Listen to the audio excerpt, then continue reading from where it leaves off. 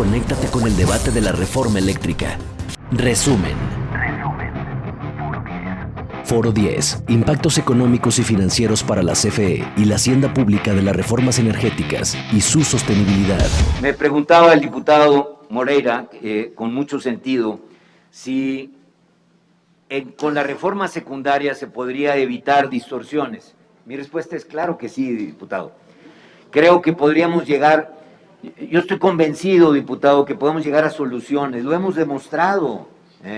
Por eso el comentario que hacía Miguel y el comentario que hago yo, sí podemos sentarnos en una mesa y arrancar con posiciones diferentes tratando de encontrar una solución. Es un problema de costos y de tarifas, no es un problema de reformas legales ni de llevar mucho menos a un cambio constitucional, algo que podría arreglarse perfectamente entre los participantes y agentes económicos de un sector tan importante como es la energía eléctrica. Tú dices que las empresas privadas que generan electricidad en una zona de nuestro país tienen el monopolio. La pregunta es, ¿por qué en 70 años de la Comisión Federal de Electricidad no ha podido generar electricidad en esta zona del país? ¿Por qué no estamos nosotros hoy en Monterrey? Por la simple y sencilla razón de que en los años 90, aquí tenemos dos historias distintas, una de los que hablan de que CFE y el gobierno no tiene dinero. Hice siempre la historia para justificar las privatizaciones. CFE fue, como Pemex, durante todos los gobiernos neoliberales, descapitalizada de manera deliberada.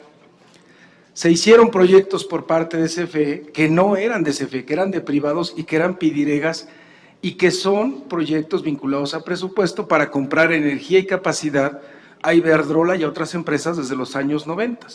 A mí me gustaría conocer en cuánto se ha incrementado el uso del combustóleo. Y primero conocer si para CFE el combustóleo causa daño a la salud, sí o no, porque todos los expertos internacionales, todos los estudios así lo han demostrado. Tan solo el año pasado se declaró emergencia sanitaria en 3 ocasiones en la zona de Salamanca por la calidad del aire. En periodos anteriores a la presente administración, esta fue mayor y reduciéndose. Es mucho mayor la emisión que existía antes de esta administración a la que actualmente se está manejando. Ahorita ya Miguel dio el dato del 3%, pero anteriormente era del 10, del 11%, y se está cumpliendo con esta situación. Lo interesante de esta reforma es que ya constitucionalmente se va a hablar del tema de la transición energética como un elemento importante en el cual se va a tener que plasmar constitucionalmente el camino hacia esa situación que tenemos que enfrentar. Y esa situación que tenemos que enfrentar es muy relevante porque ahora ya se hablan de emisiones de bonos, de procesos financieros verdes, y en ese sentido vamos a tener que desarrollar conjunto de estrategias para levantamiento de inversiones en las cuales se considere y se tengan estas estrategias. Sí, le hice una pregunta concreta de si aceptaría el esquema de Amazon para FEMSA. De acuerdo.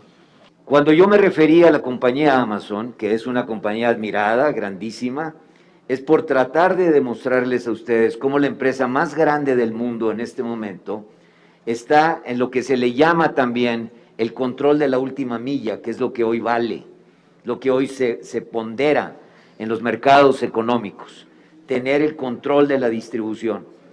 Yo hablé, y lo vuelvo a reiterar, que me parece que la Rectoría del Estado está en ese tipo de monopolios y el legislador tuvo definitivamente una orientación social a decir, no voy a permitir que la distribución y la transmisión queden en manos de cualquiera, lo tiene que controlar el Estado. Y ahí está el Estado controlándolo. Nosotros, y además pesa mucho en el costo total de la electricidad, por eso ponía el ejemplo de cuánto es el recibo del diputado Moreira en costo de transmisión y de distribución. Tenemos que invertir más en esos sectores. Y mi pregunta, tocayo, es, ¿cómo le harías?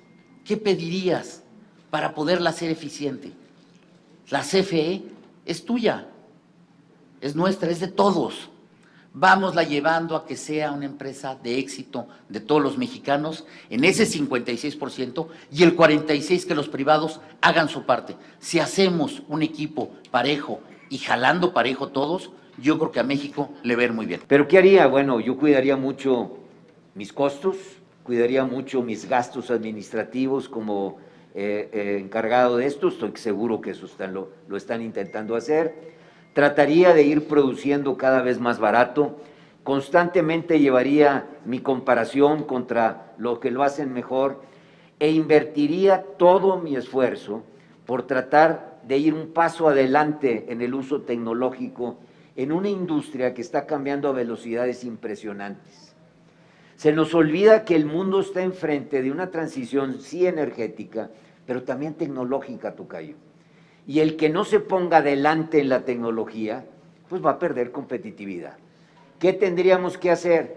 A mí me encantaría que la Comisión Federal no fuera la que ahora va a invertir en fotovoltaico, sino la primera que hubiera invertido en fotovoltaico, porque esa es una tendencia en muchos lugares del mundo.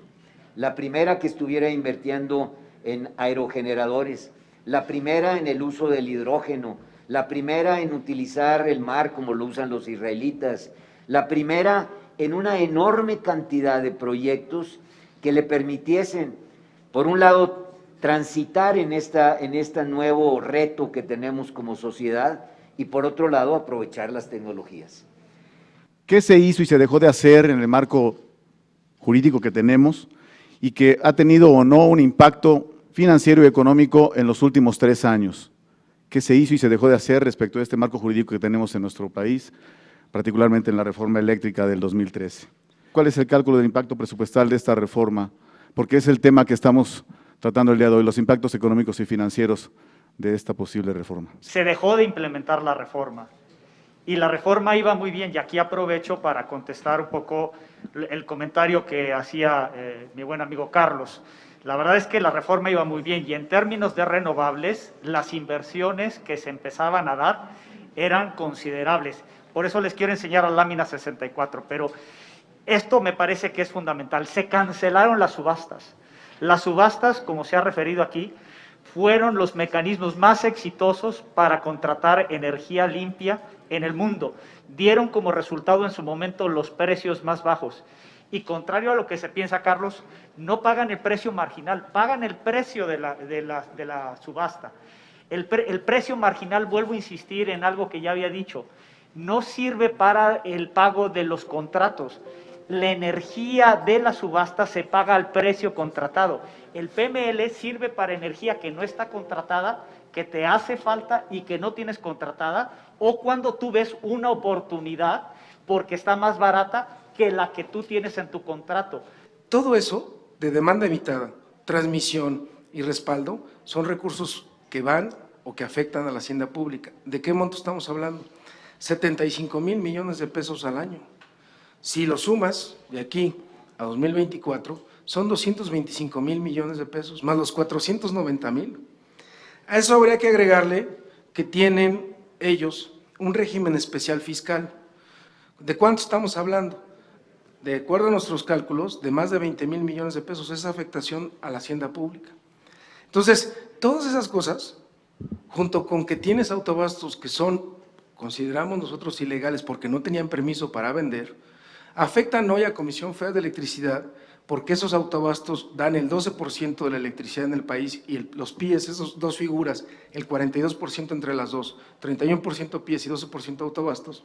El caso de los autoabastos, como lo están compitiendo ilegalmente y entonces subsidian, o están subsidiados y les dan una tarifa preferencial a estos grandes consumidores, entonces nos están quitando la posibilidad a Comisión Federal de Electricidad de tener hoy 150,000 millones de pesos de ingresos. ¿De cuánto estamos hablando? De aquí al 2024, de poco más o casi 800,000 millones de pesos. Así queremos hablar de cifras, pues esa es la afectación. CFE no puede darse ese lujo porque es una empresa de todos los mexicanos. Es necesaria la reforma energética para que podamos tener energía barata en este país y, por supuesto, ya me dijeron que no debe aprobarse, pero yo les pediría si están dispuestas las empresas que ustedes representan o el sector empresarial a dialogar para llegar a acuerdos contractuales, porque el problema es de contratos, no es de la Constitución. Vuelvo a insistir, creo que lo que se requiere para que este país sea competitivo es seguir con la reforma que teníamos y terminarla de implementar, porque se quedó a la mitad. Y faltan muchas cosas que podrían hacer que esto fuera más competitivo. Me parece que la reforma no está planteada para resolver los retos que enfrenta el sector. O sea, creo que la reforma de 2013 plantea un esquema, el esquema del régimen de calificados, el mercado mayorista, y es una herramienta que se planteó desde hace mucho tiempo y que pretende hacer mucho más eficiente el mercado. Entonces, el tema de los autoabastos es algo de un régimen anterior que ya se superó con esa reforma. Me parece que se tiene que utilizar e implementar esa reforma y quizás lo que es necesario hacer ahora es posiblemente plantear o detallar un régimen de transición. No sé, podría ser una posibilidad, pero ya existe el instrumento. Las tarifas básicas domésticas no han tenido reducción desde la reforma de 2013 a la fecha. Sin embargo, pues aquí han dicho y que siguiendo así las cosas, en ciertos sectores bajarían las tarifas. ¿Cómo ocurriría eso si siguen así las cosas? ¿Qué pasaría en el caso de las tarifas residenciales?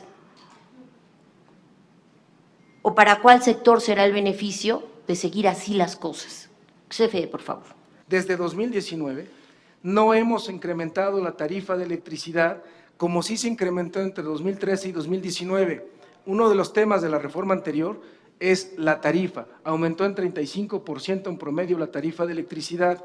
Hoy la hemos sostenido nosotros, a diferencia de quienes, de Alemania, de España, de Francia, de mercados europeos, que siguen este modelo que les copiamos o les mal copiamos, como este del mercado marginalista que solo favorece a determinados productores monopólicos, a especulación como la que ha hecho Iberdrola en España, no solamente aquí, y que está acusada de manipulación en España. Esto es lo que no queremos tener. Aprecio las respuestas, aprecio que se hayan aceptado algunas propuestas a la manera de tener algún tipo de acercamiento, porque esta Cámara representa a las y los mexicanos y busca, obviamente, que la voz de todos llegue acá. Cámara de Diputados, Legislatura de la Paridad, la Inclusión y la Diversidad.